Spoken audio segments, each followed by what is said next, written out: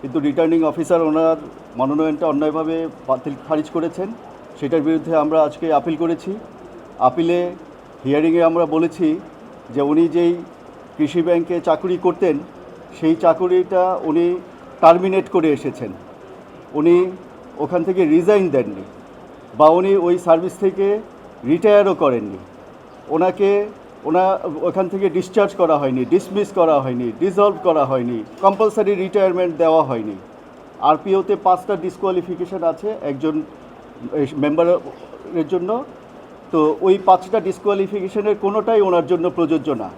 যেহেতু উনি service terminate করেছেন, সার্ভিস টার্মিনেশনের মানে হচ্ছে উনি ব্যাংককে 3 মাসের বেতন দিয়ে তারপরে উনি চাকুরি ছেড়েছেন, এটা হচ্ছে টার্মিনেশন।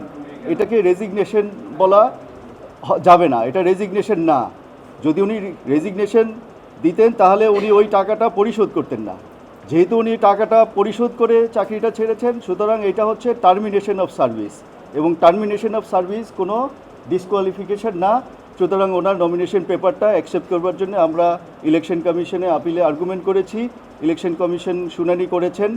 এখন আমরা আদেশের অপেক্ষায় আছি।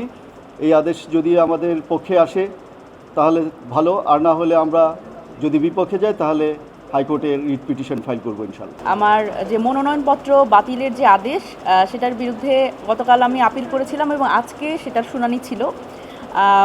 আপনারা শুনলেন আমার আইনজীবীর কাছ থেকে যে আসলে একটা টেকনিক্যাল পয়েন্ট আজকে অ্যাড করা হয়েছে। আগের যে আমাদের একটা অবস্থান ছিল, আমি আমার জায়গা থেকে বারবার করেই বলছিলাম যে এই যে প্রথমত যেই এই সংরক্ষিত নারী আসনের যে একটা আইন, এই আইনটার যে মোটো, সেই মোটোটাই আসলে অনেক ক্ষেত্রে এখান থেকে ডেভিয়েট করছে। আসলে এই ধরনের মানে আইন যেখানে আসলে আমাদের মতো যারা প্রতিষ্ঠিত নারীরা যারা আসলে চাকরি বাকরি ছেড়ে দিয়ে আসলে আসতে চায়, সেখানে 3 বছরের যে বারটা, এটা একটা আসলে একটু বৈষম্যমূলক মনে হয় আমার কাছে। তো এই জায়গায় হচ্ছে বিষয়টা হলো যে সেখানে আরও একটি পয়েন্ট আজকে অ্যাড করা হয়েছে, সেটা হলো যে চাকরির যে আসলে ইস্তফা বা যেখানে আসলে আরবিওতে লেখা আছে পদত্যাগ বা অবসর, তো এই জায়গায় হচ্ছে আসলে আমি যেভাবে করে যেই প্রসেসে চাকরি ছেড়েছি সেইটা আসলে এটার মধ্যে পড়ছে না। কারণ আর সেটাই যদি হয় তাহলে আসলে সেটার ক্ষেত্রে আমরা অনুরোধ করেছি নির্বাচন কমিশনকে যে তারা যাতে এটা আরেকবার বিবেচনা করেন। তো এই জায়গা থেকে আমরা যেটা আমি গতকালও বলেছি আপনাদের, দেখেন আইন তো আসলে সবার জন্য সমান হওয়ার কথা, কিন্তু আমরা দেখছি যে আইন আসলে সবার জন্য সমান না, এবং নির্বাচন কমিশনও কিন্তু আসলে নিরপেক্ষ হওয়ার কথা, সকলের জন্য একই রকম বিধান তাদের আরোপ করার কথা। কিন্তু আমরা দেখছি যে সেইখানেও কিন্তু এক ধরনের অ্যানোমালি দেখছি যে যে সরকারি দল তাদের যে সংরক্ষিত নারী আসনের ক্ষেত্রে যারা আসলে মনোনীত হয়েছেন তাদের মধ্যে অনেকেরই কিন্তু অযোগ্যতা থাকা সত্ত্বেও তাদের কিন্তু পার করে দেওয়া হয়েছে ইলেকশন কমিশন থেকে। সেখানে আমার জায়গাটা হচ্ছে যে যদি আসলে এখানে এই অসুবিধার জায়গা থাকে, এবং এই যে একটা বিষয় হচ্ছে যে কে আসলে কোন জায়গায় কোন পরিস্থিতিতে চাকরিটা ছেড়েছে বা সেটার জন্য আসলে কিভাবে কি অ্যাপ্লিকেবল, আমার মনে হয় ইলেকশন কমিশন এই জায়গাগুলো খুব ভালো করে খুব নিবিড়ভাবে দেখার জায়গাটাতে একটু পিছিয়ে আছে।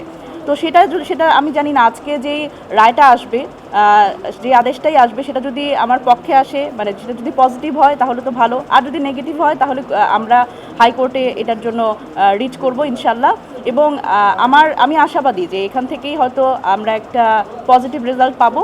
আর যদি সেটা না হয়, বাংলাদেশের যে বিচার ব্যবস্থা আছে, আইনজ্ঞরা আছেন, এই বিষয়টা নিয়ে তো সকলেই অনেক বেশি এখন রিসার্চ করছে, সবাই দেখার চেষ্টা করছে যে আসলে বিষয়টা কি, এবং এটি একটা বৈষম্যমূলক বিষয় যেটা আসলে নারীদের সংসদে তাদের প্রতিনিধিত্ব নিশ্চিতে একটা বড় বাধা হয়ে দাঁড়ায়। আমি অনুরোধ করব যে এই জায়গাগুলোতে আসলে স্পেসিফিক করা যে কোনটা লাভজনক পদ, এবং এই আইনগুলোর ক্ষেত্রে আসলে কারা এর মধ্যে পড়বে এবং কারা পড়বে না, এই জায়গাটা আসলে স্পষ্ট করা দরকার। আমি চাই না যে আইনের অস্পষ্টতার জন্য নারীদের সংসদে প্রতিনিধিত্ব এবং নারীদের রাজনৈতিক ক্ষমতায়ন আসলে অনিশ্চিত হয়ে পড়ে।